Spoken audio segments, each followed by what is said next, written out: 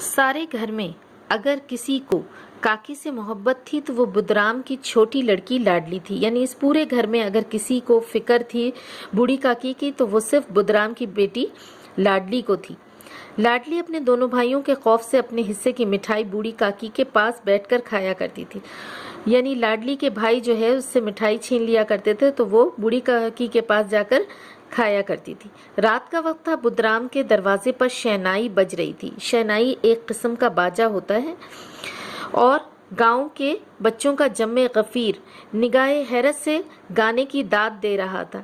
یعنی رات کا وقت تھا اور جو ہے وہ باجے کی آواز بج رہی تھی اور بچوں کا جمع غفیر یعنی ایک پورا جھنڈ جو ہے بچوں کا وہ حیرت کے ساتھ ان گانوں کو سن رہا اور ان کی داد دے رہا تھا. چارپائیوں پہ مہمان لیٹے ہوئے نائنوں سے ٹکیاں لگوا رہے تھے یعنی مہندی لگوا رہے تھے. بدرام کے لڑکے سکرام کا تلک آیا تھا. ہندوؤں کی ایک رسم ہوتی ہے تلک جس میں وہ ٹیکا لگانے کی ایک رسم ہوتی ہے. تو بدرام کے بیٹے سکرام کا جو ہے یہ جشن منایا جا رہا تھا. گھر میں مستورات گا رہی تھی. مستورات خواتین کو کہا جاتا ہے.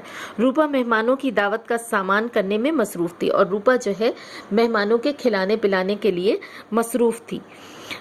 بوڑھی کاکی اپنی اندھیری کوٹری میں بیٹھی ہوئی تھی. یہ لذت آمیز خوشبو انہیں بےتاب کر رہی تھی. اور کیا تھا کہ بوڑھی کاکی اپنی کوٹری میں بیٹھی ہوئی تھی اور وہاں پر اس کو کھانوں کی مزیدار خوشبو آ رہی تھی. وہ دل میں سوچتی تھی کہ شاید مجھے پوریاں نہ ملیں گی. اتنی دیر ہو گئی ہے کوئی کھانا لے کر نہیں آیا. اور وہ دل میں یہ سوچ رہی تھی کہ جو ہے جو پوریاں تلی جا رہی ہیں وہ شاید مجھے نہ ملے کیونکہ جو ہے بہت دیر ہو چکی ہے. بوڑھی کاکی کے چشم خیال میں پوریوں کی تصویریں ناچنے لگی. یعنی وہ اپنے تصور میں جو ہے ان پوریوں کو محسوس کر رہی تھی اور وہ اس کے دماغ میں گھوم رہی تھی.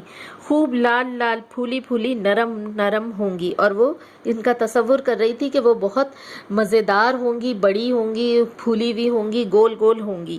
کچوریوں میں اجوائن اور الائچی کی مہک آ رہی ہوگی. اور کچوریوں میں اجوائن اور الائچی ایک قسم کا مسالہ ہوتا ہے اور اس کی خوشبو جو ہے وہ اس کو آ رہی تھی مسلسل.